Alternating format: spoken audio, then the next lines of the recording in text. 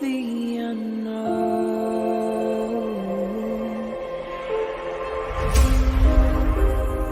down the rabbit hole,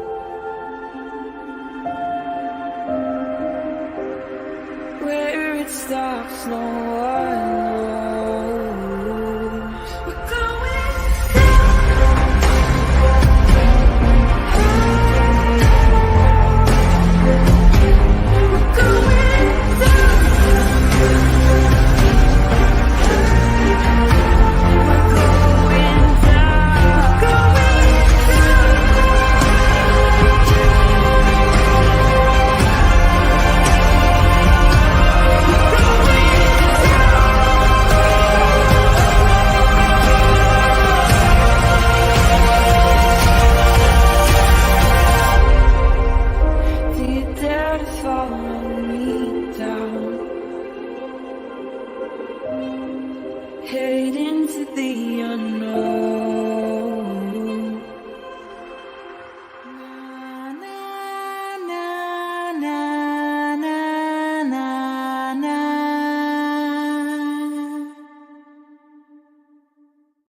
Well, hello, everybody. Happy Sunday. And for those of you that celebrate, happy Easter. I'd like to welcome to Criminality Andy Goosey. What's up, Andy Goosey? Thanks for having me, Teresa. You're I'm very thankful to have you here. So we're going to be doing a read-through of the motion to dismiss transcript from the 18th. Thank you, Sleuthy, or Andy, for sharing that with us. I just got to pull it up now. I literally just walked in the door, so I'm running around ah! And hello to everybody in chat. Thank you guys for being here with us. Hey, Mar. Hey, Laura. Hey, Caitlin. Hey, CJ. What's up, Christy? Hey, Wayward. Hi, Johnny. Hi, Northern Light. What's up, Tony? Hi, Elena. Hi, Mila's mom. Hi, Dean. What's up, Queen Elizabeth? We've got royalty in the house. We've got royalty. Okay, let me see. Hey, Kathy. My Andy Goosey, what a deep voice you do have. All right, so I just downloaded it, so let me just grab it and we can bring it up. So, is everybody enjoying their Sunday / Easter, if you celebrate Easter? Everybody done with that part now? My kid made me cry. Why? He's with my mom. Well, he's with my mom, and he's always gone away. So she lives 6.5 hours away one way. And so since he was born, he's been going and staying for a week at a time. Well, he's up there now till Saturday for spring break. And the last year or two, he's been anytime he's gone, I've gone with him since I've been working from home. Yeah. And so yesterday I talked to him and he just real quick, right before bed was I would have come back home. And then he went back to sleep. It was no big deal. But then today he said it 3 different times. He was fine. He wasn't crying or anything, but I was like, oh my God, I have work in the morning. Do I got to go drive 6.5 hours? Because I will. I know you will. You're cause I will. I will. She was like, no, don't worry. And then I got a video of him sawing logs. Aww. So that's tough. Little tiny people make me sad. Well, I know, so before we get into this, I'll tell you what made me sad this Easter. This is the first year that my oldest has decided that he's no longer partaking in the Easter festivities of dyeing Easter eggs and doing an Easter egg hunt. He's too old. I'm surprised the last couple years I kind of forced him. I don't even have to give him the choice really. He's like, I'm like, are you doing the Easter egg hunt? And he's like, do you want me to? If you want me to, I'll do it. Because of the photo ops and stuff, I'll do it for you, Mom. And I'm like, do you not want to? He's like, no. I'm like, you don't have to. I'm glad that he went because he may want to come home, but everything happened last week, with my stepdad and stuff, and she sent me a video of them at the party. She was laughing hysterically, and that's the first time I've heard her laugh. So if nothing else, at least he brought some some They peace do that giver, I too. They do. guess. They'll bring some joy. So that's good too. They That's do. true. That's true.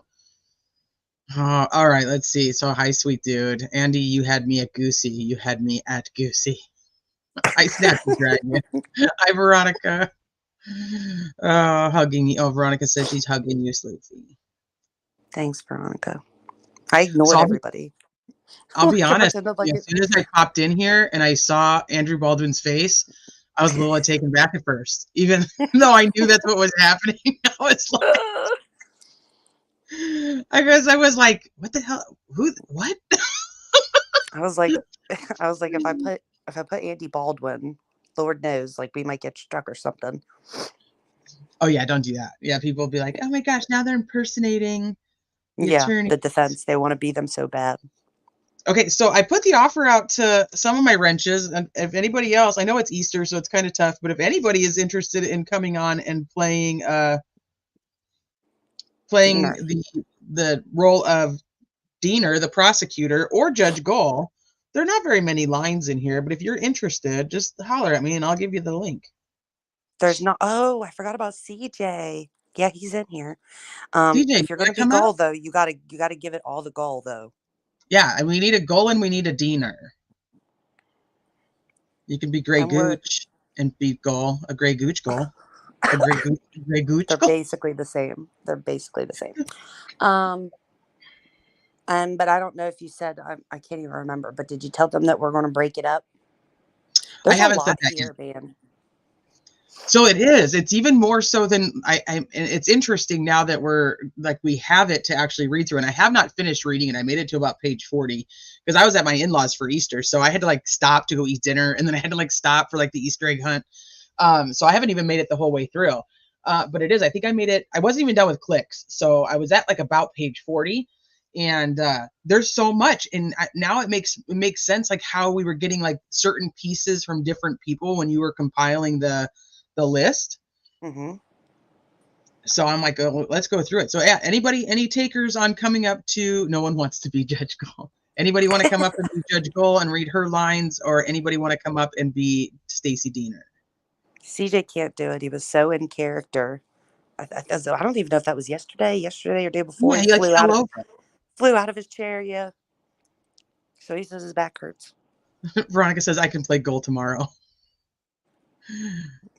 We're gonna remember that, Veronica. Yeah. Uh-huh.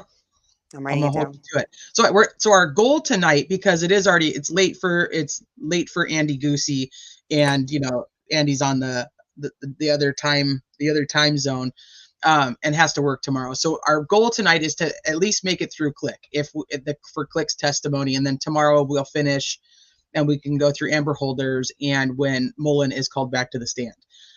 If we're making good time, and then we'll just keep going tonight. But that's our main goal, is to just get through Click's testimony.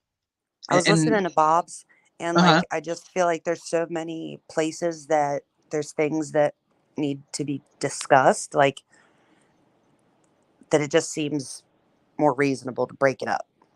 I want to hear your thoughts on stuff. I was like, I'm going to send this to you, but I need to know your reactions in real time. And then she sent me you got my two, first one, and then got quiet. Well, that's because I was coming and going and trying to read. I'm hiding an Easter egg and then I'm reading it on my phone. I'm like, here's an Easter egg. So bad. My husband's like, can you just focus? Just focus. I'm like, you don't understand. I have to read this. I have to. We've been waiting. Patiently. So, hi, Sleuth Mom. Hi, Susie Q. Oh, thank goodness. I was concerned something was wrong. It's been too many days without a new Delphi document. Well, this is kind of an old one / new one. We actually get to have more of the insight. So if anybody is confused on who is going to be reading Andrew Baldwin's portion, I'd like to introduce you to Andy Goosey up here. And then I will read, I will be Todd Click. And if we get to the other witnesses, I'll be them. And then I guess I'll be the court and you'll be Stacy, unless anybody wants to come on up. Oh, I could be Stacy, because Stacy doesn't talk at the same time as Andy, really. Not very much. Well, she talks to the judge, and then it's kind of like a back and forth. So we'll do it that way, unless we have any takers. Where's Bob? He should play Goal. He should be almost done with his. No, he's reading. Oh, he's not? No, well, because he talks in between. There's a lot to talk about. True. That's true. Well, we're going to end up doing that too. So I figured he'd be almost done by now, but I didn't get to. No, he's 2 hours in. Okay. He's 2 hours in. He's gonna keep going. Good for him. All I right. reckon. Well, we're starting from the beginning. So if you were at Bob's, then this might be a repeat, and if you were not, then this is all fresh. So fresh and so clean. Are you starting at like the very, very beginning or Did it? the So this beginning is of? just them talking about like that they already sent out the jury questionnaire. I wasn't going to go through any of that. Yeah. So, and it's just Brad Rosie making sure that they have the right questions on the questionnaire, so on and so forth. So this is the direct examination of Todd Click, and I figure we'll start here. I mean, we don't have to go through like state your name for the record. My name is Todd Click. What do you do for? We start at what do you do for a living? So I mean, you guys know that this is Andrew Baldwin, who is. Oh, you want to? Okay, hold on. Let me grab the link for you. Yay. CJ's gonna be cool. You don't have to. You don't even have to. You didn't even have to put pants on, really. I don't even know if Sleuthy has pants on. Yeah. If she wanted to do this an hour and a half ago, I'd have did it in the tub. She was like, just let me know. I'm like, I'll get home as soon as I can. I think CJ's going to do a really good goal. CJ will do a great goal. Okay, there you go, CJ. If anybody wants to do Diener, let me know. All right, that's for CJ. If we get into it, they might change their mind. Yeah, so I figured we'll just start it. Like, we know who he is. He's Todd Click. But I think his history is pretty interesting, too. Like, what he's done for a living. I think it's important to kind of go over that. So, okay, let's do it. So what do you do for a living? I'm currently a parole agent with the state of Indiana. What did you do prior to that? I was a police officer with the Rushville Police Department. And how long did you do that? A little more than 20 years, from February 6th of 2001, and then I retired at December 31st of 2021. To get to the heart of this, have you worked on the Delphi case? Yes, I have. Can you tell the judge what kind of work you did on that case? I provided investigative assistance to two other detectives, Detective Greg Ferenczi, who was a Terre Haute police officer and he was also an FBI Joint Terrorism Task Force member, and Detective Kevin Murphy, who was an Indiana State Police detective, who was also a FBI Joint Terrorism Task Force member. And what kinds of things were you doing in terms of investigative support? Conducting interviews and trying to gather evidence. Over the course of how long did you do that? Roughly 3 years. I began providing assistance approximately June of 2018 and ceased when Detective Ferenczi was shot and killed in the line of duty, July 7th of 2021. All right. Can you just give a very general understanding, a little bit more detailed than you did, but still general, of what kind of things you did? Well, in June of 2018, Detective Ferenczi and Detective Murphy came to Rushville to conduct an interview with a gentleman by the name of Elvis Fields. They asked to use our interview room at the Rushville Police Department, and they asked me if I would be willing to operate the equipment for them. They asked me if I was familiar with Elvis Fields, to which I was, and they asked if I would kind of watch the interview and give like my opinion on what. Kind of the hometown opinion of... Yes. Okay, keep going. Okay, so after that, Detective Murphy and Detective Ferenczi told me they were looking at a couple of individuals from the Delphi area. Who were they? They were Brad Holder and Patrick Westfall. Okay, keep going. I'm pausing real quick to add Judge Siegel in. What's up, Siegel?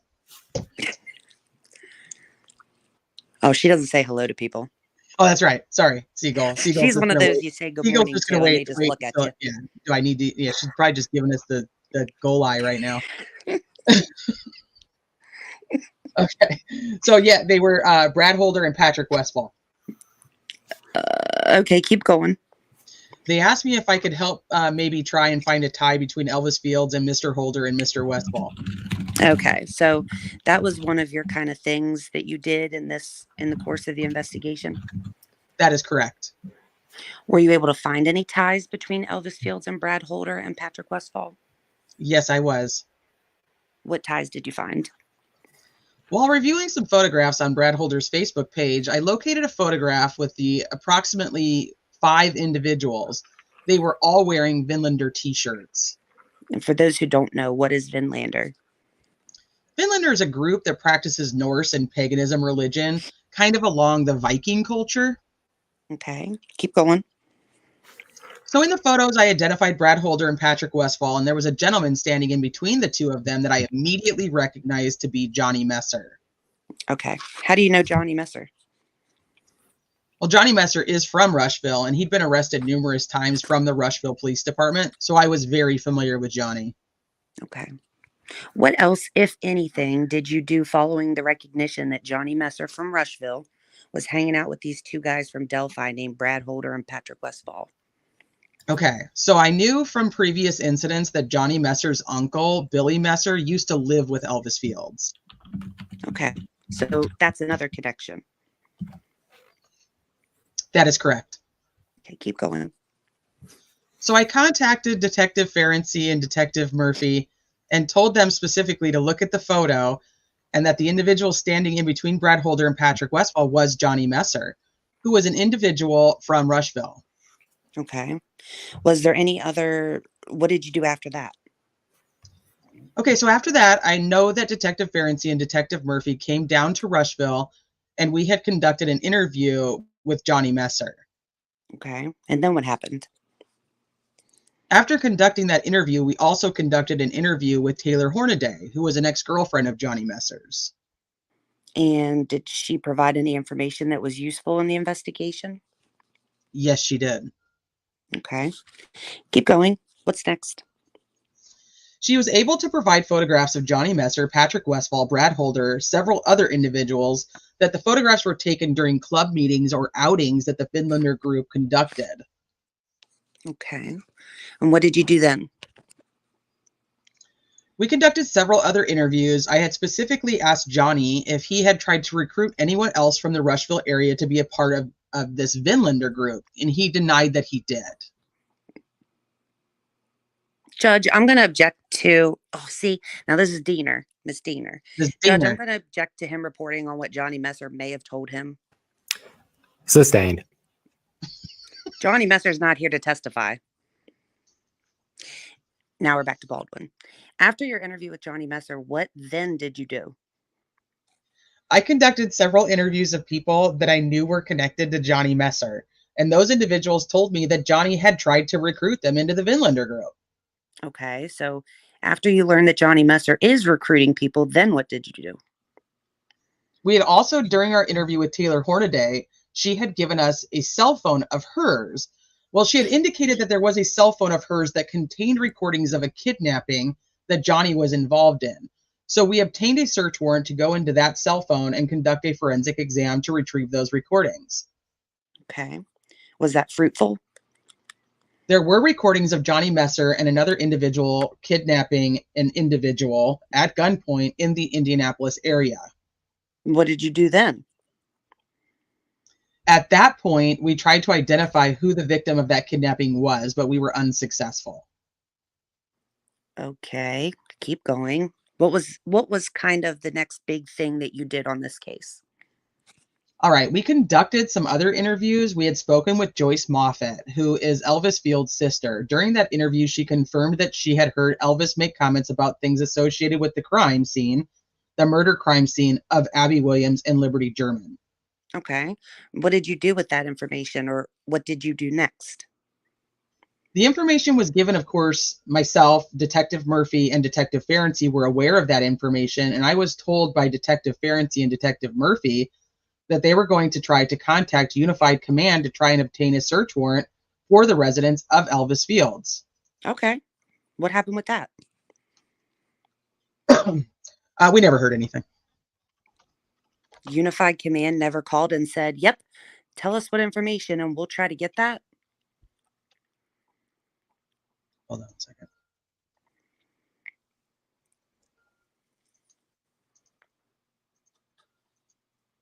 Just dropping the link if anybody wants to come up and do Diener's role. Yeah, well, Detective Murphy and Detective Ferenczi were unable to give me an answer as to whether or not we were authorized to get a search warrant. So Joyce Moffat, Elvis's sister, says basically he's somehow involved in the crime and you weren't able to secure a search warrant of any type? That is correct. Okay. What happened next? We conducted several other interviews throughout that time frame. Okay. Was there any other connections between Elvis Fields and Brad Holder that you know of? Well, we were able to connect Elvis Fields to a gentleman by the name of Josh Chrisman. And Josh Chrisman was originally part of a group called the American Guard. There was a Make America Great Again rally that was held in Indianapolis approximately 2016, I believe, where the American Guard and the Vinlanders were together. And after that rally, they had a house party at the gentleman's house by the name of Mickey McGilly. Mickey McGinley? McGinley, yes, thank you. Hold on, I think we have two judges. We need a deaner. We need a deaner.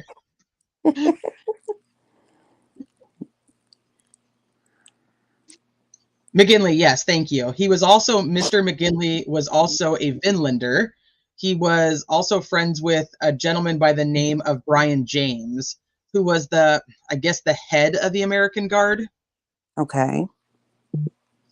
So we were able to connect Josh Chrisman. We knew that he was a semi-truck driver that conducted deliveries for a company called Flynn Livestock that would transport hogs to different facilities.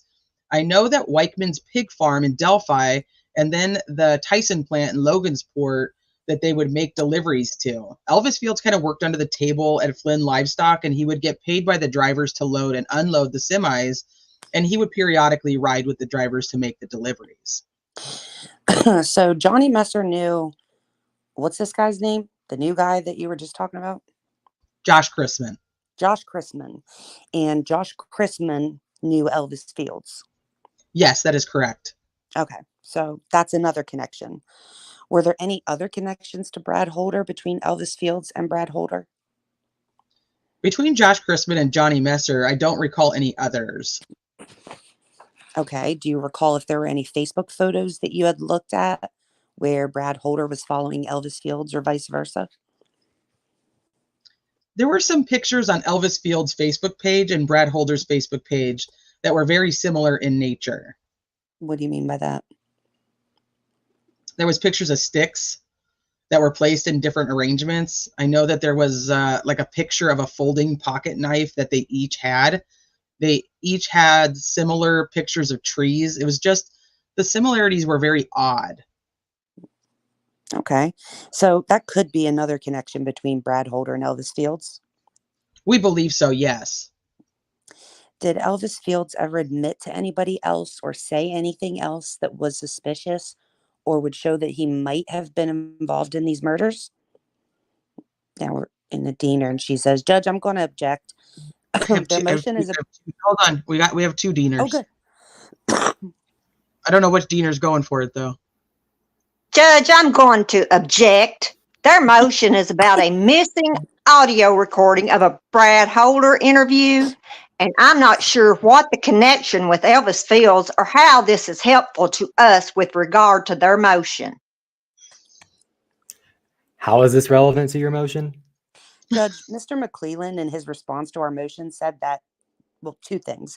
Number one, that the missing document, the missing video, is not either exculpatory or materially useful to the defense. What I'm doing right now is laying down the foundation that at the end of the road, you will see, yeah, it actually would be materially useful to the defense based upon his investigation. Number one.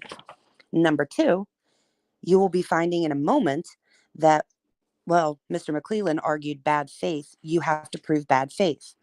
Well, that's difficult to do. And part of what is happening here is you're going to learn that Mr. Click, that the law enforcement working on this case operated in bad faith in that they refused to investigate. They tried to, in conjunction with other evidence that I will be talking about.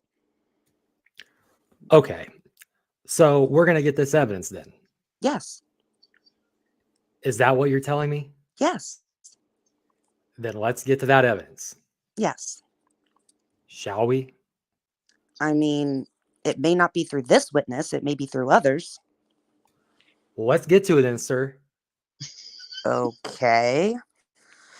Did Elvis Fields make any admissions that you know of about being involved in the crime? Objection. I would ask that those be admissions made to him. Sustained. Judge, hearsay, there's a hearsay exception against interest. And that's if somebody says that I was involved in a crime, that would be against their interest. To whom? It'd be against their own interest. I killed somebody, that's not hearsay, that's an exception to the hearsay. The objection was that it wasn't to this gentleman here. Oh. Oh. That's what I sustained. Did you ever hear Elvis Fields say anything where he was involved in this crime as part of your investigation? Elvis did not say anything to me directly, no. Did he say anything to Kevin Murphy? There was, back in February of 2018, I believe Jerry Holman and Kevin Murphy interviewed Elvis Fields at the Rushville Police Department. And when Detective Murphy took Elvis back to his trailer, Elvis approached Detective Murphy and said, "Hey, if my spit is found on those girls and I've got a reason for why it's there, I'll be okay, correct?" Okay. After that type of information, do you know if that was relayed? Was that part of what information, if you know, was relayed to the United Unified Command here to try to see if they'd be willing to get a search warrant for Elvis Fields' house? Yes, and that was, if I recall, that was part of there were some statements that Elvis had made to his sister that initially prompted the investigation into Elvis Fields. Okay. And was that Joyce Moffat or somebody else? That was a different sister. Okay. What did that part of your investigation reveal? Elvis had made some statements to his sister, Mary Abrams. I don't recall exactly all the words that he used, but he told Mary that he was going to go away for a while. He had done something bad to some girls, and he was on a high bridge, and that they had placed sticks in one of the girls' hair to represent antlers, that he was in a gang, and that he had a brother now. He had a what now?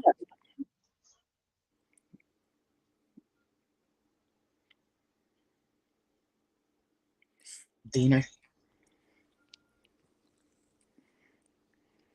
Judge, I'd like to renew the objection. It's not bringing us back to Brad Holder.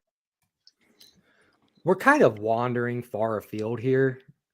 You said you'd get to the evidence. Let's get there. Okay. After Richard, how much stuff was out there, in your opinion, that would cause a good investigator to think Elvis Fields and Brad Holder were somehow connected to these murders?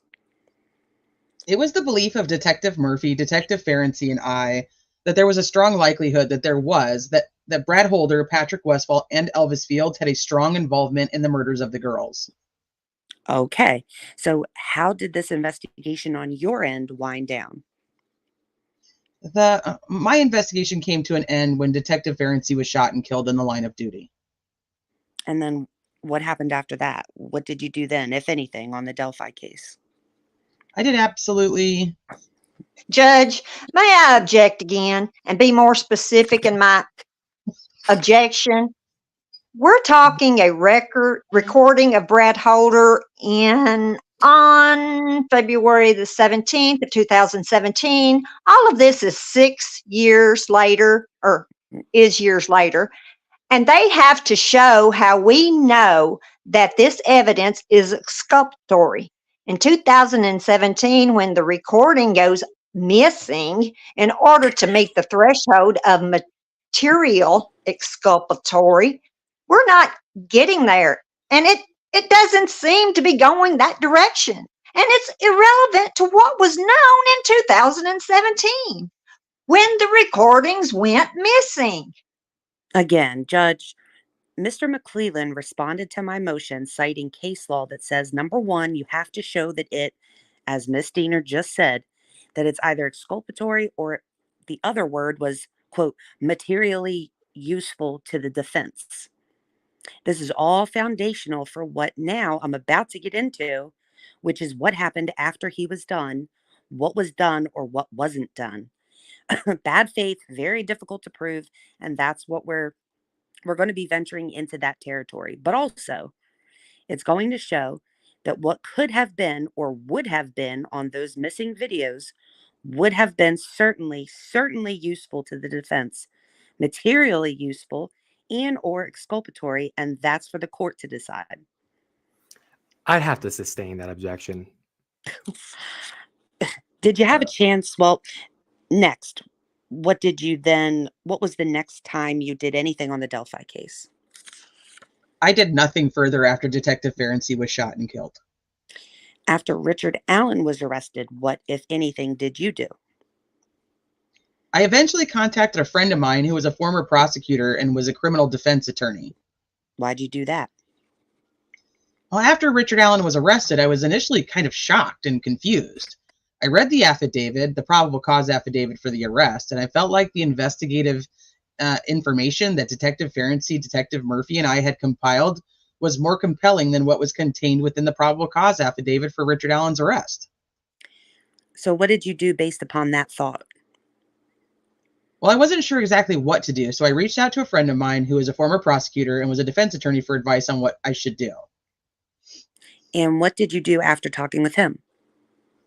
We decided that we would draft a letter to Mr. McLeland's office, and that's what we did. Okay. I'm handing you what's been marked now as Defendant's Exhibit A. If I could get you to review that for me, and when you're done, let me know.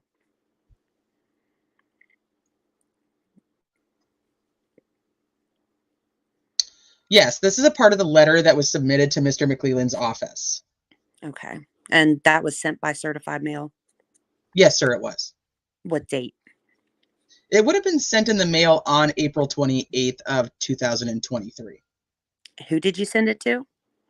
Mr. McLeland's office. What was your reasoning for writing this letter?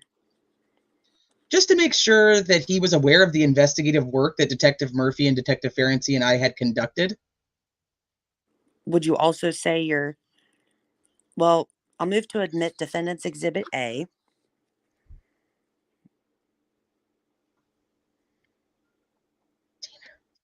Judge, this letter refers to his report, and it is a letter from 2023, and he indicated that he began his participation in June of 2018, and the rules regarding the case law regarding a motion is dismissed for destruction of exculpatory evidence, or even in the alternative. If it's potentially useful, determining whether the state acted in bad faith has to do with what was known at the time of the particular item of evidence being missing, lost, or destroyed. This is far beyond that time period, and our argument is that it's not relevant for purposes of this hearing. Any response? If you're hiding evidence back in 2017, it might be something that you would do in 2023, and that's where this is headed. So there's been no testimony of hidden evidence, Judge. Well, we're about to get into that. You keep telling me we're about to get into that, sir, and it takes time, Judge. I'm sorry. I'll show Defendants A admitted over objection. I think the objection goes to the weight. I will give this particular exhibit rather than its exhibit. Thank you, Judge. In this document, you say, I want to write to ensure you've been provided all the information associated with the investigative efforts for your use in this case and for disclosure to opposing counsel as provided by law. Is that right? That is correct. That's you, T. That's me? I said that is correct. Why'd you do that? Per the advice of my attorney, any information that was presented to the prosecutor's office should also be discoverable to any defense counsel. Oh, okay. Is that all that you provided in the letter, the certified mailing that you sent to Nick McClelland? There was also a brief summary of our investigative product. I'm going to hand you what's now been marked as Defendant's Exhibit B and ask you to review that. Tell me when you're ready. Yes. This is the investigative summary that was included with the letter to Mr. McClelland's office. Pretty much, or if not all, of what you have already previously testified to is contained in Exhibit B. For the most part, yes. Okay, move to admit Exhibit B. State objects for the same reason. It's outside the scope of what's relevant to the evaluation of a missing recording from February 17th, 2017, discovered missing that same year. I'll show B is admitted over objection. Again, it's the weight rather than the admissibility. So that was April the 29th that you sent this document detailing much of what your investigation involving Brad Holder, Patrick Westfall, and Elvis Fields. Is that correct? That is correct. So did you hear from Nick McClelland at any time during May of 2023? No, I did not. What about June of 2023? Did you hear from Nick McClelland at any time? No, I did not. What about July of 2023? Did you hear from Mr. McClelland then? No, I did not. What about August of 2023? Did you hear from Mr. McClelland then? I was contacted by Mr. Mullins of Mr. McClelland's office, and it was mid-August, I believe, of 2023. Tell me about that. Well, he wanted to set up a meeting with me and Detective Holman and asked that I provide all of my investigative materials, which would include police reports, audio, video recordings of interviews, and then they told me that they would sit down with me to go over some of the evidence that they had against Mr. Allen to try and put my mind at ease. Put your mind at ease. That is correct. I want to talk about like videotapes of who? Who did you, well, strike that. Did you do that when you arrived? Yes, I did. Okay. Did Mr. McClelland ask you in May, or anybody from law enforcement ask you to bring any of those items in May of 2023? No, sir. Did anybody in law enforcement or in Mr. McClelland's office ask you to bring any of those pieces of evidence, videos of Elvis Fields and others, in June of 2023? No, sir. July of 2023? No, sir. Okay, but it was in August of 2023. Yes. All right, so then what did you do? I went to the Indiana State Police Post and met with the detectives, Mr. Holman and Mr. Vito, I believe. What happened there? I provided them with everything that I had. I provided them with a thumb drive that contained all the interviews that was conducted. I believe there was some cell phone extraction data that was included in that, like my audio and video interviews. And then I sat down with Detective Vito for approximately an hour or so and just kind of gave a brief summary of the investigative work that Detective Ferenczi, Detective Murphy, and I had completed. Did they seem interested in your investigative efforts? In my opinion, no. Well, you said you were there because you were, how is it that you phrased it? You were concerned? Part of it was they were going to show me evidence against Mr. Allen to help put my mind at ease. Did they do that? No, sir. After this meeting with Vito and Holman and whoever else you said, what then happened? I left the state police post. And as I was walking out, I noticed that Brad Holder sitting in the front lobby. I went out to my car and drove back to Rushville. After you drove back to Rushville, how often, if ever, did anybody from law enforcement contact you about what you had just provided them? I was never contacted. Did you ever contact them? I contacted them. I contacted Detective Holman, and why did you do that? Well, shortly after the Franks memorandum had been released, I was contacted by a friend of mine that stated a female by the name of Alicia Cole who'd had a child with Johnny Messer had a cell phone of Johnny's that she believed I might be interested in. Were you aware during the course of your investigation, before you kind of got off the investigation, of a phone that you would have liked to have had? Yes. We searched for several cell phones belonging to Johnny Messer that Johnny would have been using during the time that Abby and Libby would have been killed. We actually referred to that cell phone as the Goldilocks cell phone. We believe that there might have been information contained on that cell phone. Okay. So what did you do once you heard that somebody had contacted you about a cell phone that belonged to Johnny Messer? Did you say in 2017? That is correct. What did you do then?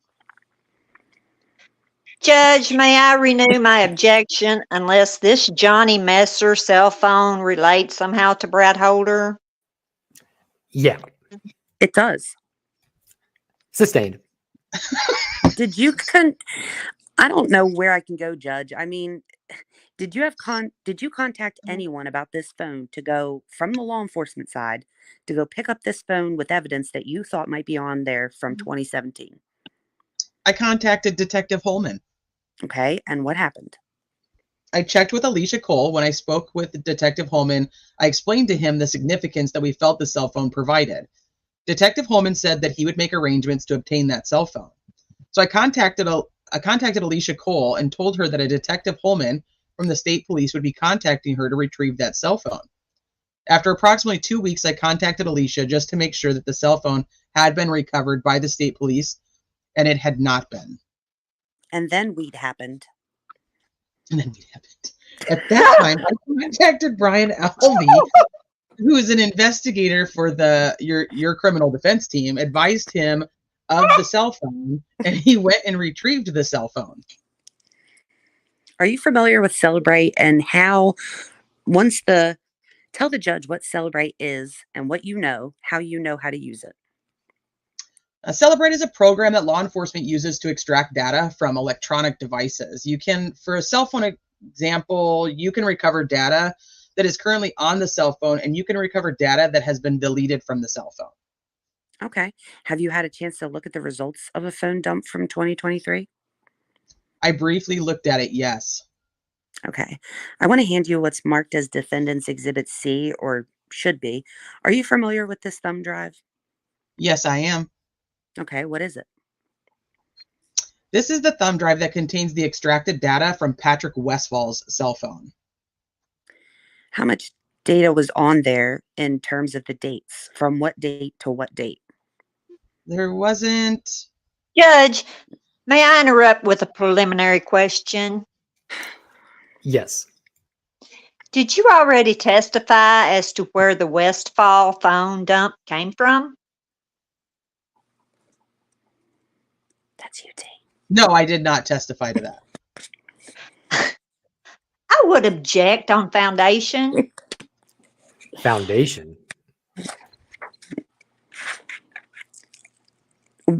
Oh, that's you. Diener. This is still Diener. Oh, what did you get? Oh, you're wiggling it. What Wait, did is you it- get the Wait, phone no, dump? this is me. Yeah, this is Okay. you. I thought Yeah. so. Yeah, Okay. that Diener. confused me. Oh, okay, where did you get the phone dump from? From you, sir. Jody needs to do a better job for real. Okay, what? I asked you to review that for me? That is correct. Do you have specialized training in Cellbrite? I have not been trained on the Celebrite program. However, I'm very familiar with the reports that are generated from the cell phone extractions. But you're not trained. I have not been trained by the Celebrite company, no. And when you were a law enforcement officer, did you have access to Cellbrite equipment in order to operate that and to complete examinations with regard to a Cellbrite dump?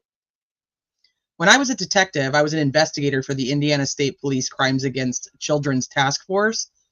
Any cell phone that we had that we were going to do a forensic examination on, we would take to the Indiana State Police Cyber Crimes Unit. They would extract that data, and then they would provide me with the data that was extracted. No other question. And sir, that phone dump that you looked at today, that's what you have seen in other cases. That's the extraction. That is correct. What dates did Patrick Westfall on his phone have for that extraction? The first date of significant extracted detail that I saw was on August 12th of 2023. And what about the last date? I did not review that. Okay. Did you see anything in July of 2023? Texts, emails, photographs, anything like that? No, I did not. What about, let's go back to April. Anything in April? No, sir. Anything in January? Excuse me. Would counsel approach, please? None of this is in your motion. Not one shred of this is in your motion. Your motion deals with a document dated February 17th, 2017. It is an FBI report of Brad Holder, and on the same day, strike that, February 19th, the interview of Patrick Westfall. This is what you have complained about in your motion. Right. None of this is in your motion. This is the evidence to support the motion and to counteract Mr. McClelland's argument that there's not bad faith and that this is... This is very specific, Mr. Baldwin. You did not incorporate any of this information in your motion to dismiss. May I speak to our response? Sure. Our response about bad faith, we don't even get to bad faith unless they show that it is exculpatory, and then in the alternative, that it's possibly useful. We haven't even gotten to potential useful for the recording that's missing of Brad Holder. So our response about bad faith is after we get through whether we're in the category of materially exculpatory, which is the heading of their motion, or potentially useful, and we aren't at either one. What you would learn, Judge, is that Patrick Westfall, his phone, he brought his phone into the police at their request, and the phone that he brought to them only had 4 days, knowing that he was going there, that he brought a phone with no data on it, predating when he knew what was going in, when he knew he was going in there, i.e., it's either scrubbed or he bought in a new phone. And that goes towards Judge showing that he had a predisposition he was trying to hide evidence. And when he's trying to hide evidence, then that goes toward, well, if he was trying to hide evidence in 2023, what was he doing back in 2017? Then perhaps you should have pled that, because you did not plead that in this particular motion that I am holding in my hand. And if I may say, Judge, the content of the motion with regard to Patrick Westfall says that they have given a narrative and there is no recording, and they are speculating as to whether we're not telling the truth about whether there's a recording. So I have a witness here to testify to that effect. So our preparation has been for the I can't say the word, of a dismissal based on destruction of exculpatory evidence. It is specific to a recording of Brad Holder's on February 17th of 2017. That was discovered missing or lost in August of 2017. That's their time window. And I've given you a lot of leeway. None of this testimony, very little of this testimony, deals with your motion to dismiss for destroying exculpatory evidence as you pled. You can stand there and tell me all you want, but this is what you pled, and I'm not hearing any evidence about that.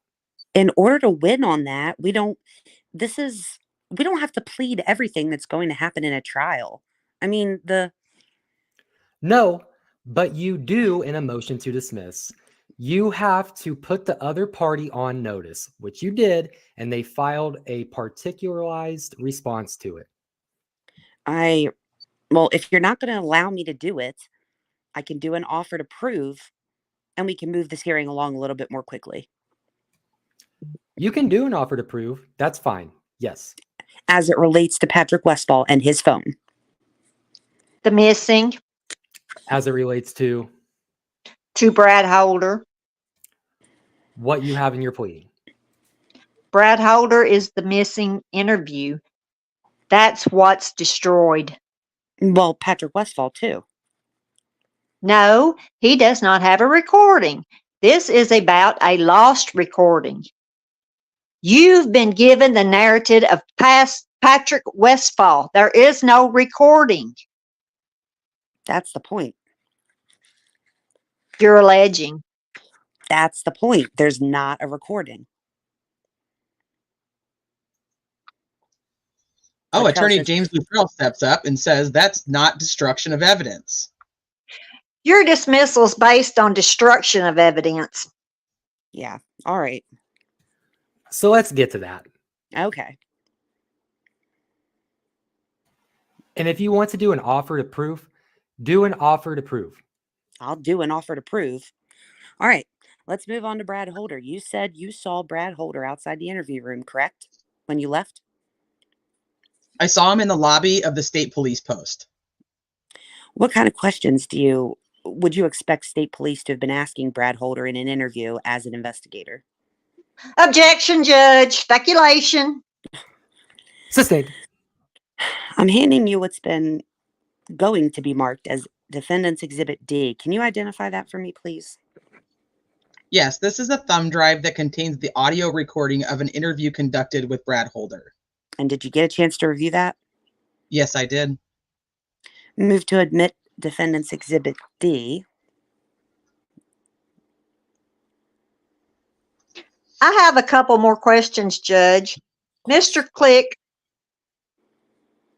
excuse me, what date is this interview from? August 30th of 2023. State would object based on relevance with regard to a missing recording from 2017, which is the subject of this motion. This is a Brad Holder interview, Judge, that can be compared to the transcripts that are memorialized, 1 page, 100 words, or something like that. Memorization, that's supposed to be memorialization of the 2017 missing videotape. So I think that that's certainly appropriate and relevant. Judge, I'm sorry. Can you restate how that's relevant? I'm missing the connection. Well, there's a missing video in 2017, and then the state followed up with an interview in 2023. And what's contained in here, which, if anything is different that's in here versus over in 2017, that would show that the missing evidence has value. So that's the relevance. Judge, the evaluation of the value of the missing evidence, again, the case law, which I'm sure the court's well familiar with, that it's cited in both the defense's motion and the state's response, makes it very clear that with regard to missing evidence, the evaluation is specific to the time during which the evidence went missing. That's in 2017. This interview in 2023 is not relevant to that time frame. Again, we're way bound what the law requires for a motion to dismiss for destruction of exculpatory evidence. Your objection is well founded. I will show it and not admit D. Judge, if what's contained in the memorialized transcript or report from 2017 has different information than what is contained in the 2023 interview, how can that, I don't understand how that cannot be relevant. Based on your pleading, sir, it is not relevant. I will offer to prove then, if that's okay. I will summarily detail what Mr. Click would have testified to and what the exhibit would show. Is that okay, Judge? Yes, make an offer to prove. Thank you. What you would learn from Mr. Click and his review of this document or this exhibit, that Brad West, the 2023 videotaped interview, as well as the videotaped interview itself, is this. Brad Holder was never asked a single question about Elvis Fields. Brad Holder was never asked a single question about Johnny Messer. Brad Holder was never asked a single question about what his ex-wife, Amber Holder, said that Brad Holder confessed that Patrick Westfall was involved in the case and was involved with the murders, that Brad Holder was scared of Patrick Westfall. All of that would be missing.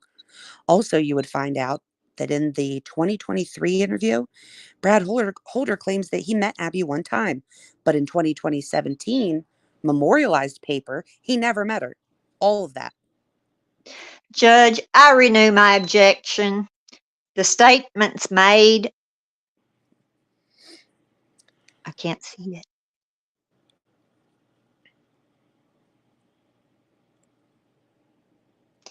By counsel with regard to Brad Holder not being questioned about Fields Messer or ex-wife is all conjecture as to whether that information was even helpful to police. Again, these people are not on the inside of this investigation, and they're making an evaluation from the outside and then transposing what Mr. Click knows from reviewing interviews that have been provided in defense or through his own investigation and its relevance as to what the law enforcement agencies knew in 2017 with regard to the interview of Brad Holder on February 17th of 2017, at the time period between then and when the interviewing recording was lost. It's a very specific time frame. It's their motion. I don't understand why we're so far beyond it. Judge,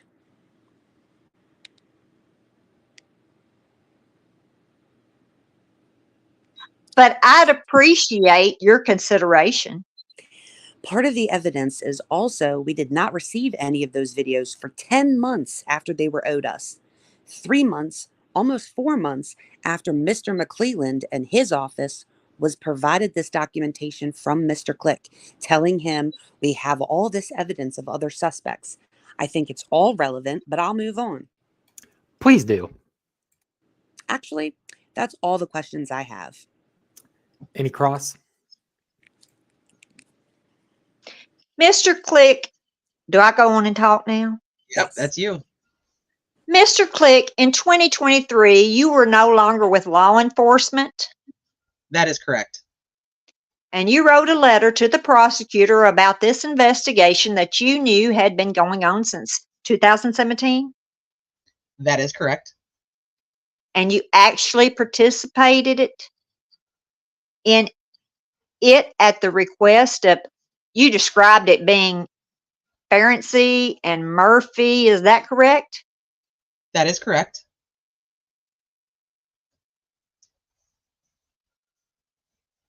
It's still you.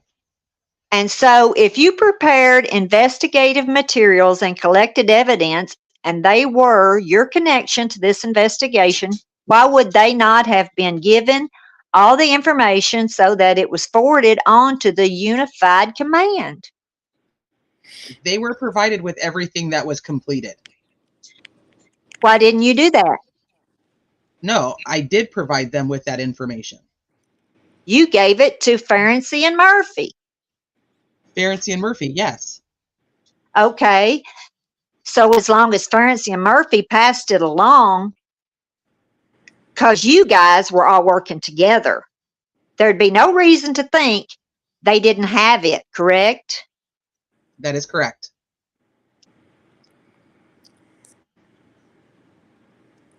You make statements about Mr. Holder and Mr. Westfall wearing Vinlander t-shirts. Does that mean something? Why do you know it's Vinlander's t-shirt? Because the t-shirt said Vinlander across the chest? You said you've known Elvis Fields for a long time. Yes, I have. He's a local in your area? Yes, he is. What's the mental capacity of Mr. Fields? I know he did not complete high school. He has... Does he have diminished mental capacity? That I do not know. Have you had contact with him? Yes, I have. Often? Yes, I have. I know he's not a very smart individual as far as if he's been diagnosed with any type of intellectual disability or anything like that. I'm not aware. No other questions. Mr. Baldwin. Did you ever run into anybody in your time as a detective that had low mental capacity that committed crimes? Yes, sir. Serious crimes? Yes, sir. Thank you. I did want to supplement my previous offer to prove with Judge, if I may, and then I'll be done with him. Go ahead. Also, you would find that on this videotaped interview of Brad Holder, he is not asked about why he and Patrick Westfall were no longer friends, as described by Amber Holder, who said that it had something to do with a ritual gone bad in a forest by a river. With that, I'm done with this witness. Again, the state would object that it was not known to law enforcement at the time that the video went missing, and that's the reason that we're here. And your objection is well noted. You may step down, sir. Thank you. Would you give that exhibit to the court reporter, please? I'm free to go, Your Honor. I didn't subpoena you. Okay. He's out. asking if he's released, and He's released from the defense. Okay. Call Amber Holder. Okay. You guys wanna unpack that a little bit? You guys did such a good job. Thank you so much for coming up and doing this with us too. yeah, no problem. I'm fine with unpacking it. I was so focused on trying not to miss my line that I didn't retain anything that was I said. don't even know what I said. You both did a great job. You really did. So Gamby said she well, gasped when he said Amber Holder. Amber, oh, you did like physically in the courtroom? I don't know if it was there or here. Amber Holder's gonna be here. Oh shit. So the first thing I noticed when Sleuthy sent this to me earlier was, and I'm gonna scroll up. So that was what page? I think that's like page 33, 4. What is it? What are you Yeah, looking for? 34. 34. Okay, I just want to make sure I know where I'm going back to. Is that they're talking to Click about his conversations that he had with Johnny Messer, his conversation that he had with Elvis Field's sisters, and so on. And then the only time that Diener objects, because the person's not there to testify, is when it's about Johnny Messer. She doesn't care that he talks about the two sisters, but she does not want him talking about whatever Johnny Messer told him. And I thought that was quite interesting, because I was like, why does she not want him to say what Johnny Messer said? But she doesn't care what the sisters of Elvis Field said. Yeah, they also, it's interesting because do you remember when those other pleadings came out and they were talking about two different dates? Remember when Nick said something about it being maybe September of 2017 that they realized that they were deleted, and then all of a sudden they came back and said that it was August of 2017 in the next motion? Right. It's almost like in preparation for this, that was pushed back a little bit. Like, I would be interested to know if he was interviewed. So do you remember when they said that when he went in and when Brad Holder went in for his interview in 2023, he mentioned his second interview, and the defense was like, we don't know when that second interview was. We don't have any narrative of it or anything. I'm wondering if it was September of 2017, and that's why they moved the time frame up to, we discovered this in August 2017, because then it wouldn't be relevant here to Gull. Why wouldn't it still be the same? Why wouldn't it hold the same relevance? Because I mean, their argument is none of this is relevant from 2017 because this dude didn't have anything to do with anything in 2017. Diener's arguing that anything that happened after they like any time frame where the defense could claim that they destroyed exculpatory evidence would have happened prior to the time where they realized that the evidence was deleted, which would now be August 2017. What do you think, Siegel? I think somebody might have interviewed, because think about this. Let's say August 2017, you did realize that a bunch of shit was deleted and you started re-interview. I don't know. This, and to be honest, Diener and Gull sounded like they was that one little place, all I could think was they sound like they're in cahoots. Let me see what Yeah. spot. This is complete speculation on my part, but just with what I do know, I think the Elvis Fields piece may be a little bit more easy to get past when if you see somebody walk into a courtroom and you can clearly tell, okay, they have some kind of mental disability, they have some kind of restraint. Maybe you can get past, okay, Elvis Fields didn't do this. But Johnny Messer does not have those things, and it seems like there's a lot more to Johnny Messer being a bad guy than there may be Elvis Fields being a bad guy. That's just my opinion. For So sure. Johnny Messer is more of a viable alternative suspect than Right. Elvis Fields. Well, Right. if Elvis Fields is involved, or even no matter what, like they're all saying like he was used in this, Yeah. group as just to be an extra person. Like I don't think anybody's Like Dougie. thinking that Elvis Fields masterminded the whole thing. Right. Right. Yeah, I agree with that. And and even then, in the next breath, I don't know why people are saying stuff like that, because what was the name of that other little girl? That little girl many years ago. I always forget. Maybe it was Tinsley. April Tinsley? Maybe the guy that they finally arrested for her like decades later, and they found out that he was he was writing notes and stuff and writing messages on barn doors with blood and stuff, and giving notes to little kids on bicycles telling them that he killed her and that he was going to kill them too. He had like an IQ of like 70, Oh, and he got away with yeah. it for decades.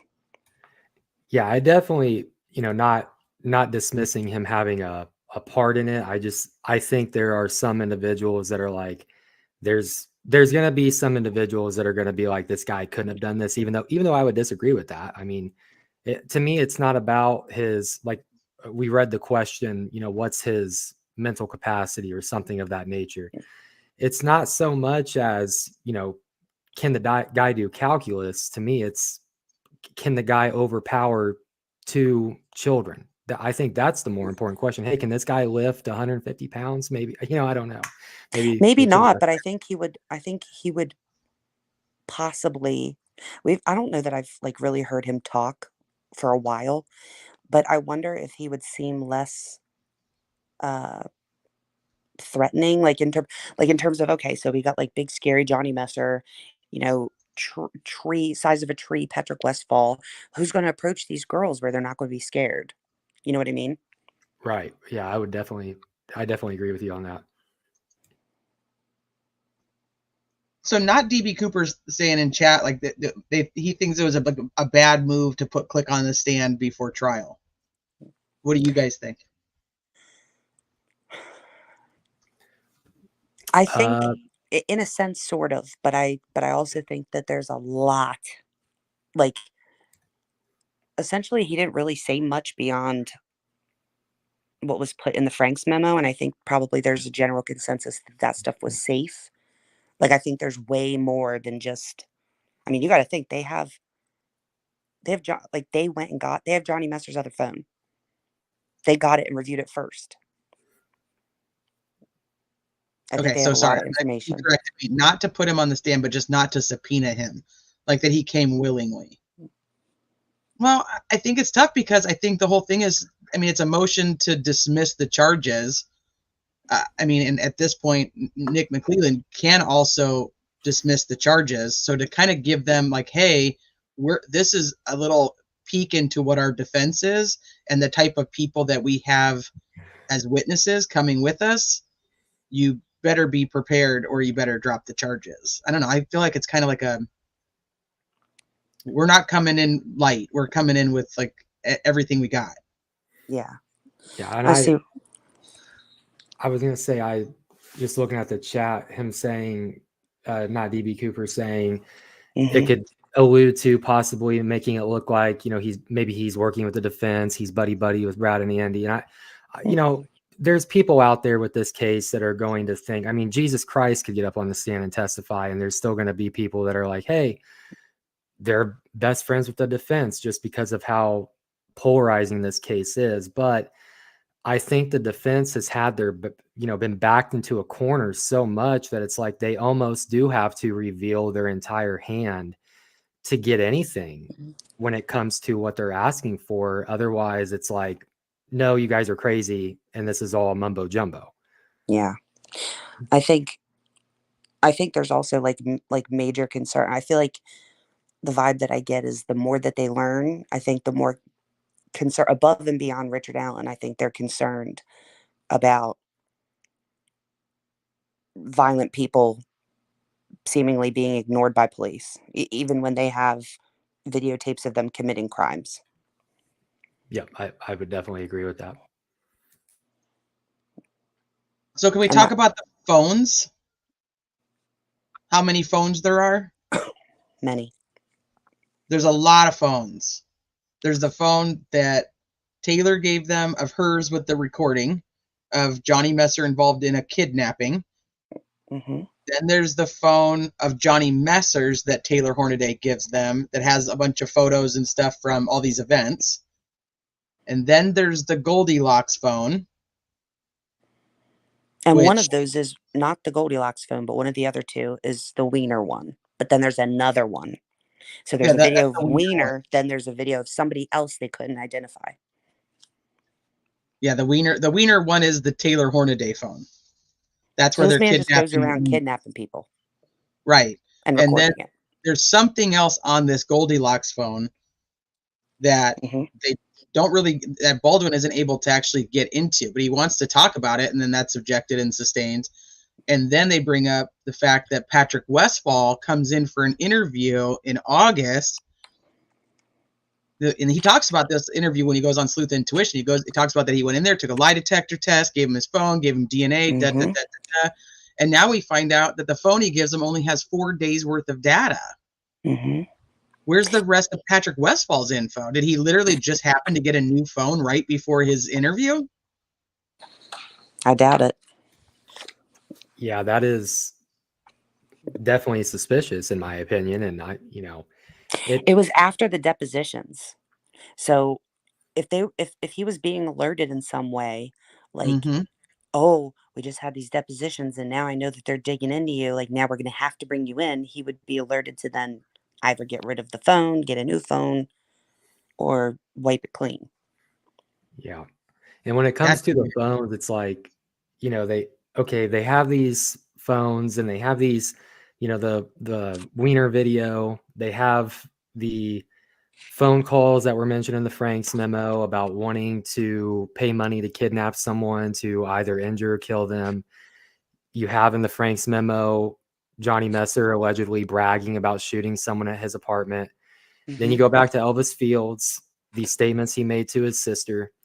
It's like, I'm just looking at this from somebody who is not trying to be pro-defense. But I just have this blaring question in my head, and it's, at what point do you guys do a search warrant? Because Yes. you have this stuff from these other people, and it doesn't look good. And it's like, for some reason, we just hit a brick wall, right? And nobody can explain why we hit that brick wall. That's just my takeaway. Like, for me, take all of the Richard Allen stuff out of it. Pretend this case doesn't even exist. Let's just say, like, knowing that all of this evidence of other crimes exists and nothing's being done about it, that's concerning enough for me, if I separate it. Definitely agree with you on that. Yeah. I want to have faith that they have the right guy. I really do. Because I want the families to be done with this, and I want them to have the evidence that locks up the right person. Whether it be Richard Allen or anybody else. I really do. Because I think that would be, that's the best for the community. It's the best for the families. But then these weird things like, why doesn't Holman go get this phone? Why doesn't he care that there's even other crimes happening? Why are there so many missing pieces around just these specific people? Why And is all that? that was in so the Goldilocks phone, that was in 2023. Like, Right. These folks were not busy in the the first couple days of this investigation, and it just like slipped under the rug somehow. Like, that Frank's memo went out. They had just done their depositions. Unified Command should have been on high alert. Then you get a call from someone listed in the Frank's memorandum saying, hey, after that thing went public, we got a call. And, this really does look very sketchy. And I'll say this and then I'll get down and listen to you. But they do the depositions. The Frank's memo comes out. Click is in the Frank's memo. Unified Command's already looking bad. Then all of a sudden they get another call from Click saying Johnny Messer, one of the people also mentioned in the Frank's memo as an alternate suspect, his girlfriend, baby mama, whatever she is, called me and said she has a phone of Johnny Messer's, and we believe that evidence A, B, C, D, E, F, G is on that phone, and it's incredibly important, and you should get it. And you say, and by you I mean Holman says, yeah, yep, we'll go get it. 2 weeks later, you didn't go get it. Why? Did you know what was on it? Like, you should have at that point been like, holy shit. Like, That's the probably world what is he now. was like. And then but then what happens? What happens then right after that? The fucking leak. Well, yeah. We go back to the timeline of that. So Yeah, and Tia, what you were saying, I think that there's so many people who want exactly what you said, but like you also said, you're sitting here watching all these weird things happen, and I'm gonna go back to the very, very beginning. Take the screw ups and not doing the search warrants once they had the phones out of it. I don't know, and I'm not saying that I believe Ron Logan is the killer. I'm not saying that, but I'm just simply saying, how did we wait a month and a half to go into this guy's house? It's just like unexplainable decisions by law enforcement. The guy lied about his alibi. They were on his property, and it almost seems like, and we really don't want to figure it out. And then all of a sudden we hit this point, it's like, boom, you know what I mean? I hope that makes sense, but you'd almost have to know exactly what happened in order to stay away from the paths that will send you down the path to get the right answer. Mhm. It seems Well, intentional. If Click is supposed to go and meet with Holman and Vito and bring all of his, investigative stuff, if they'd already cleared these people and already knew where they all were because they were investigated, like, the other half of YouTube likes to try to put out there, they were investigated, they were all cleared. Why would you have Todd Click bring anything with you?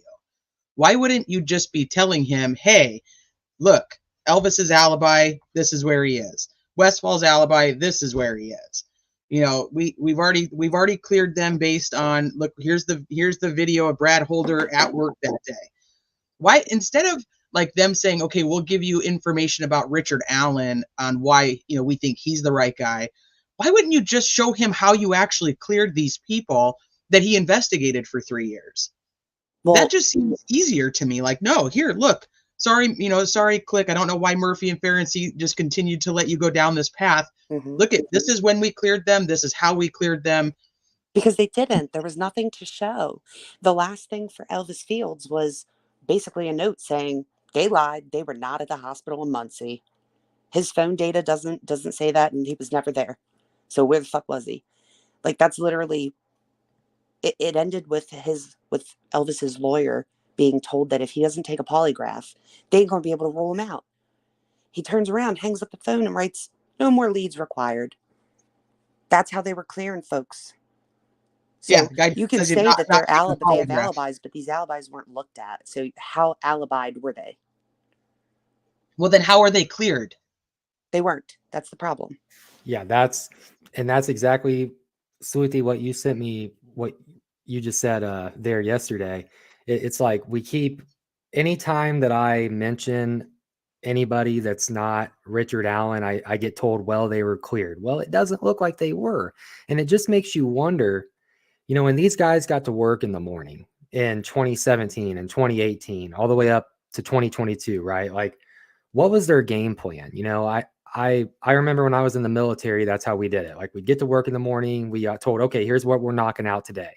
Did they do anything like that, or were they just kind of like sitting around waiting on something to come to them? I would love to have been a fly on the wall, but to say these guys were cleared, I wholeheartedly disagree. That's just my take on it. All right. You're all done, Sleuthy? Okay. Well, you could have said goodbye up here. You didn't have to hop down. You could have just waited a hot second. I don't disagree with you. I don't disagree with you. What do you think they were trying to get them? Hold on. Do you think they were trying to get them on bigger things with the terroristic stuff? From my understanding, and CJ, you can correct me if you have a different one. From my understanding, it seems like what they were doing was this terrorist task force was actually working on a completely different thing that had to do with like the Vinlanders and such. I don't know that to be true, and I'm hoping that we'll get more clarification at trial on what their specific job was, because this terrorism task force wasn't necessarily assigned to just work on the Delphi case. Otherwise, they wouldn't have been a terrorist task force. And if they were, that's going to bode a lot more questions on why the FBI felt they needed a terrorist task force to work on this case. So I think that they were working on their own investigation that was bringing them towards the Delphi murders with the people that they were looking at. What do you think? Yeah, I don't have a whole lot of information on that one, T. So I don't have a good response to get back to you on that one. I do just want to add one thing though. You know, when we're sitting here talking about the not doing a search warrant after having this information about Messer, right? And you could even, I think you could argue that they should have done a search warrant on Elvis Fields just based off of when the sister passed that polygraph. You could argue that they should have done a search warrant at that time. And it's just like you keep having these decisions and these mistakes made by law enforcement. DB Cooper is prior military as well. And like the military is the most comparable thing that I can think of to compare to law enforcement. There is absolutely no way. There is no way that for 70 days I could have messed up, right? And it not have been caught. A gas station balances their cash register at the end of the night, right? And that's a gas station. Like we're talking about a huge murder investigation. And for 70 days, you guys make this insane blunder. I mean, I just can't wrap my mind around it. And I think that's why so many people are looking at things like we're looking at right now and saying, what the hell was going on? Yeah, what was going on? How did they just say, hey, none of these people have anything to do with anything, but yet we're not actually going to look into them. We don't really care. We're just going to say they didn't. Right. It's like nobody in Ellie was actually leading the project. That's kind of true too, is, Tornado Artist, true. Mullen was the Delphi chief of police at the time. So who was actually like the person in charge of the full investigation? Who was actually the head person? I mean, Carter's a mouthpiece. He's not out there leading anybody to anything. So it would have been Holman.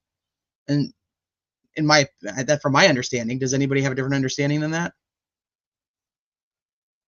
But somebody's in charge of the unified command. Like, who's the head person?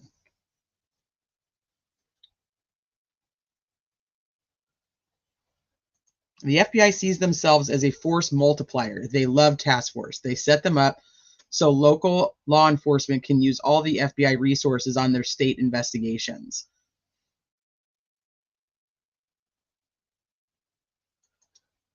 Oh, Liggett said it was him. Yeah, maybe. I don't know why it would have been Liggett. Tobe, Liggett, Holman, Abbott was from the FBI, but he wasn't there forever. He wasn't around long. CJ's freaking hilarious. There you go, CJ. That's seagull to you, CO Mama.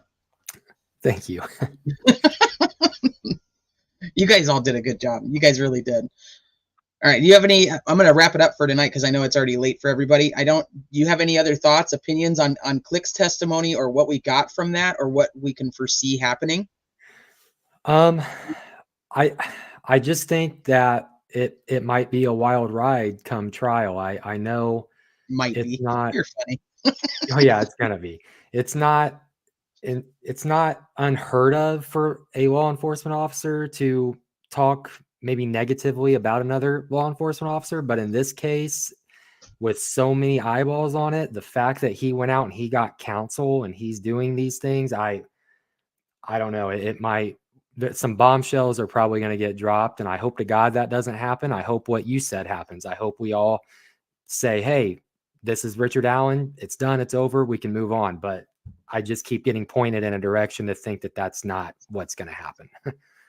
Do you think that we're going to have bombshells on both sides, or do you think that we pretty much already know the evidence from the prosecution side? Do you think they have this big piece of evidence that nobody knows about? I don't, and the only reasons I don't think that are, one, with as much that has leaked out in this case, like the confessions, for example, right? We call them confessions. We don't know what was said. Hey, I could be completely wrong, but I think if that incriminating statement that Richard Allen made was that bad, I would be shocked if it didn't find a way to come out. I know there's a gag order, but a lot of things have been able to come out, right?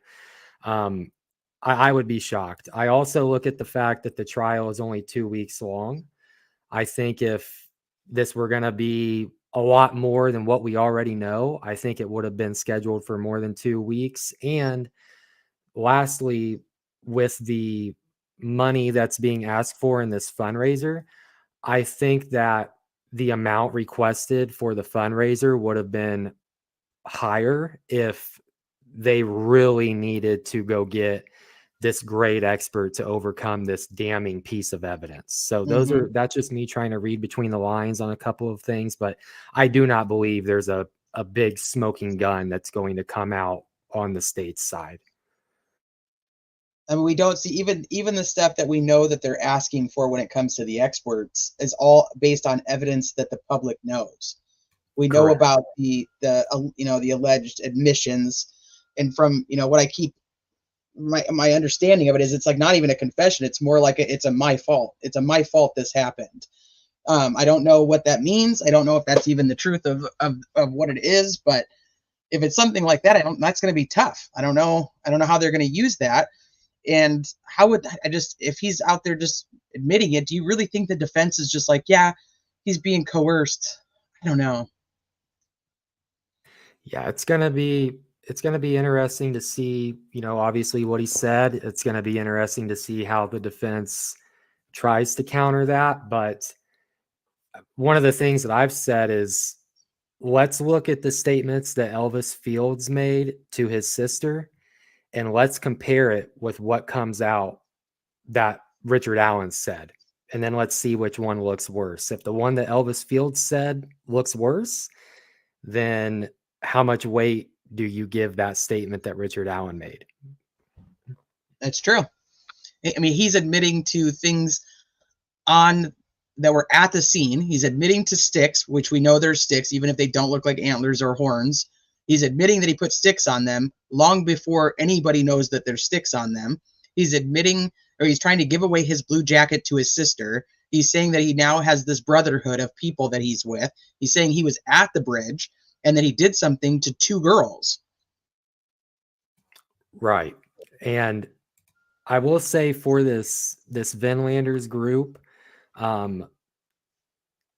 did you see in where Sleuth Intuition interviewed him, and Patrick Westfall talks about like scouting these people and having a private investigator look at them, doing Yes. a background check? I mean, it's just strange how secretive this group was. Back in Kokomo, which is about 25-30 minutes away from Delphi, I've got a buddy who is very, very big into the motorcycle scene. I know a lot of people have compared the Vinlanders to a motorcycle gang. He knows almost everybody, and he had never heard of this Vinlanders group. I have tried to reach out to people who have never heard of this group. Now, for the people I've reached out to never hear about it, and then to take Patrick Westfall's statement, it's just like, you got this secret society. You know what some of them believe in. You have Johnny Messer being compared to a child killer in Patrick Westfall's interview. Patrick Westfall says he reminds him of a child killer. you just take all this into totality, and then you look at Elvis Field's statement and you say, okay, should we have continued to go down that road of investigation, or are we okay with an abrupt stop and we arrested the guy that worked at CVS with no criminal history? You know, that's how I'm trying to come at this, and we just don't have the answers right now, you know. It's frustrating. Do you think we're going to have the trial in May? That'll be my final question for you. And thank you again for being Mrs. Siegel. Well, thank you so much for letting me come on here with you. I really greatly appreciate it. Do you think we're going to have the trial in May?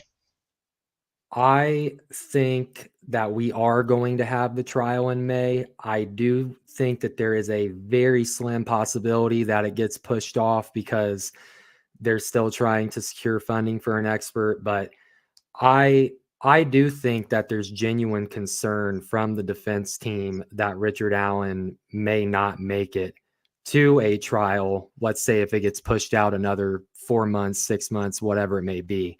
I think that there's genuine concern that they need to get this to trial now. And so that leads me to believe that we're going all gas, no brakes. It's coming May 13th, whatever the date is. That's my take on that. That's going to be crazy. Yep. You think she's going to change her mind and let cameras in the courtroom somehow?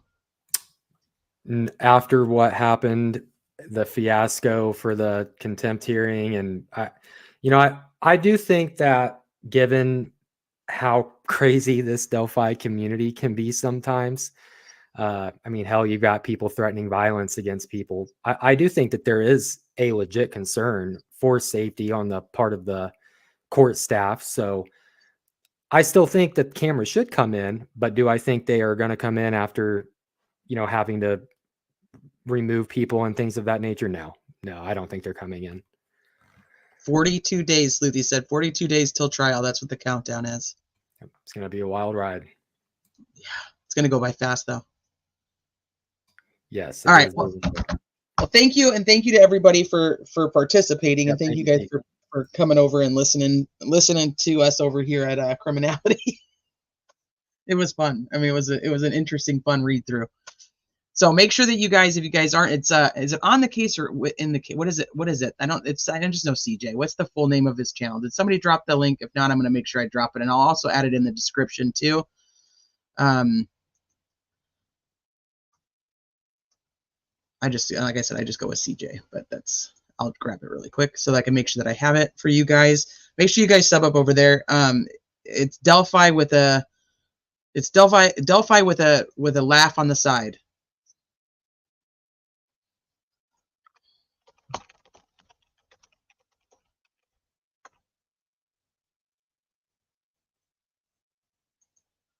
Case closed. See, damn, look at me. I don't even know what the hell I'm talking about.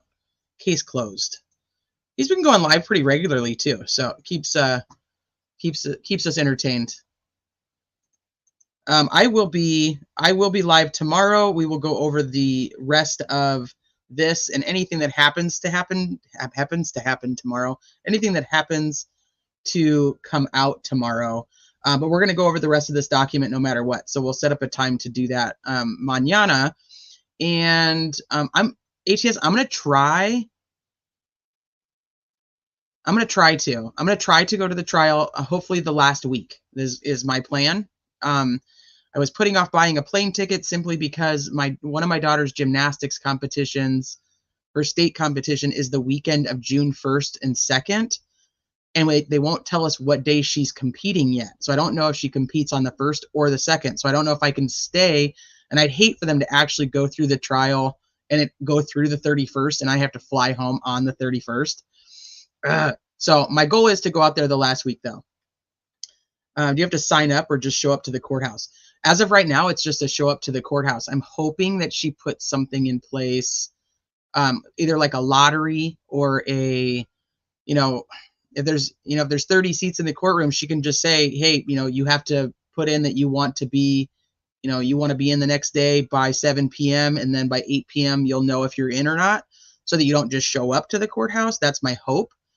I don't know what she's going to do though, or she's just going to have people standing in line, and that's just how it's going to be. I'm my plan is even if I can't go into the courtroom, I would much rather be there. I want to go there anyway, and I'd much rather be there with the opportunity to go to the trial than to not have the opportunity. You know what I mean? I hope it's not a lottery. I'm $47,000 in gambling debt. There's absolutely no way that my numbers are getting called. You never know. You never know. Yeah, CJ has the best guess. Oh, goodness. No trial, just kidding. Ha ha ha. I'd like a ticket. I'd like to know that we're going to be able to actually go into the courtroom before we just stand in line and then go, nope, sorry, you didn't make the cut. I do know, like, the other one was, like, when I've said this before too, like Barry Morphew's preliminary hearing. There was very few seats in the courtroom. It was a tiny little old courtroom. And the like with the court set up like at a park nearby, they set up like a huge big screen. And so people who were in line that were unable to make it in, and they went to this park and watched it on the big screen because it was not allowed to be streamed or anything, because the rule was that it was going to be streamed like from the court, but you could not record it or restream it. And a YouTuber did, and so then the court shut that all down.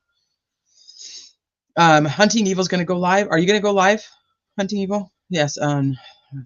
Terrorism task force. Go do a live. I have to go take care of my kiddos. We are heading into spring break, so now nobody has bedtimes. They're just all crazy with Easter candy. The other big thing is, yes, thank you, Carla. Tomorrow, the Daybell trial starts, and I'm hoping to be able to fit that into my life and cover it with you guys. I don't know who's streaming the trial. I mean, obviously like Court TV, but I don't know if any YouTubers are streaming the trial for Chad Daybell. So I might see you guys in somebody's chat. So, and thank you guys for being here. Thank you guys for participating and coming up and doing a great job at playing Diener and Seagull and Andy Goosey. So I will see you guys mañana. Go enjoy the rest of your Easter Sunday and have a good one.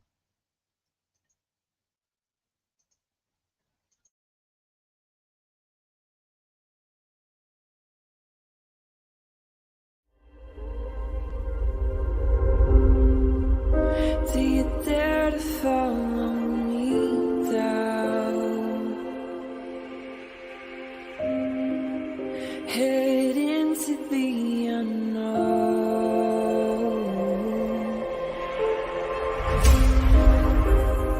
Down the rabbit hole.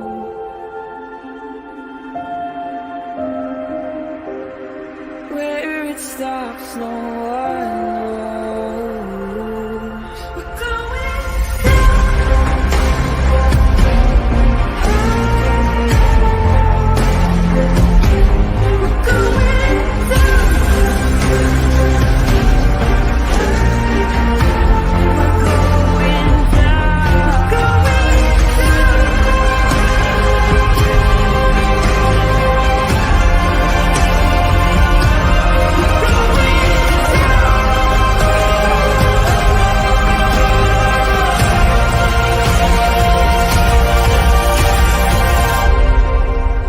Do you dare to follow me down?